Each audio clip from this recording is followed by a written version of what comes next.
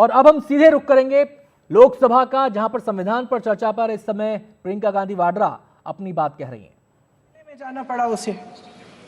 वो रोज सुबह 6 बजे उठकर तैयार होकर अकेली अपने मुकदमे को लड़ने के लिए अगले जिले में ट्रेन से जाती थी। उसके पिता ने मुझे कहा कि मैंने उससे कहा, बेटी अकेले मत जाओ, छोड़ दो ये लड़ाई। लेकिन उसकी बेटी ने उसको जवाब दिया कि नहीं पिताजी, मैं अकेली जाऊंगी, मैं लड़ूंगी, ये मेरी लड़ाई है, मैं इसको लड़ूंगी। ये लड़ने की क्षमता, ये हिम्मत उस लड़की को और करोड़ों भारत की नारियों को हमारे संविधान ने दी। आगरा में मैं अरुण वाल्मीकि के घर गई। अरुण वाल्मीकि पुलिस स्टेशन में काम करता था, सफाई का काम करता था। आप सोच सकते हैं हमारी तरह उसका भी परिवार था। नई नई शादी हुई थी, 2-3 महीनों का बच्चा था। पुलिस स्टेशन में चोरी हो गई।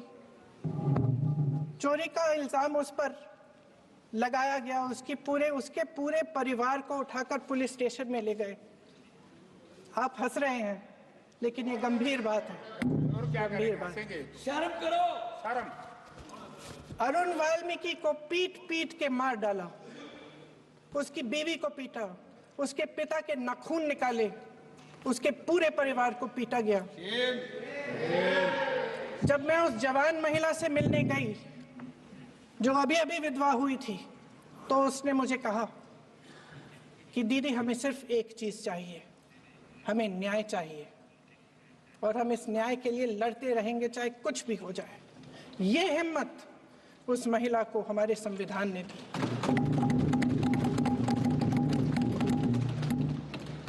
संभल के कुछ लोग आए थे हमसे मिलने, जो मृतकों के परिवार के सदस्य थे। उसमें 2 बच्चे थे, अदनान और उजैर।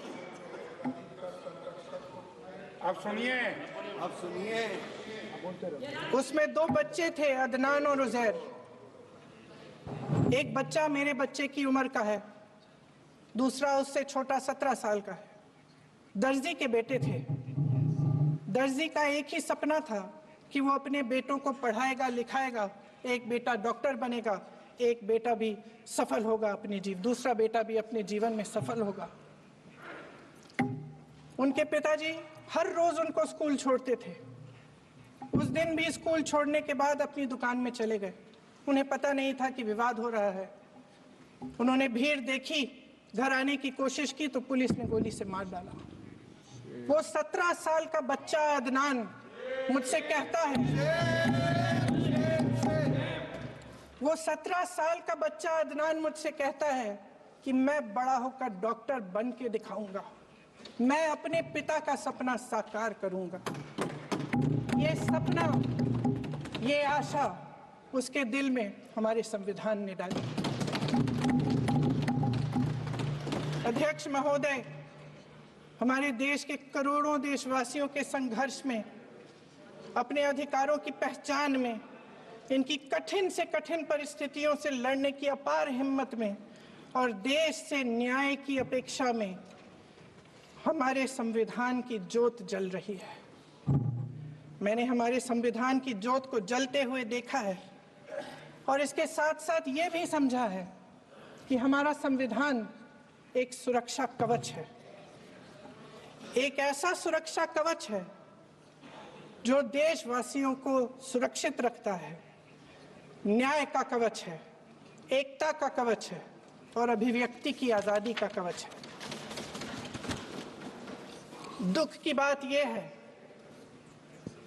कि मेरे सत्ता पक्ष के साथी जो बहुत बड़ी बड़ी बातें करते हैं, इन्होंने इन 10 सालों में यह सुरक्षा कवच, सत्ता पक्ष के मेरे साथियों ने ये सुरक्षा कवच तोड़ने का पूरा प्रयास किया है।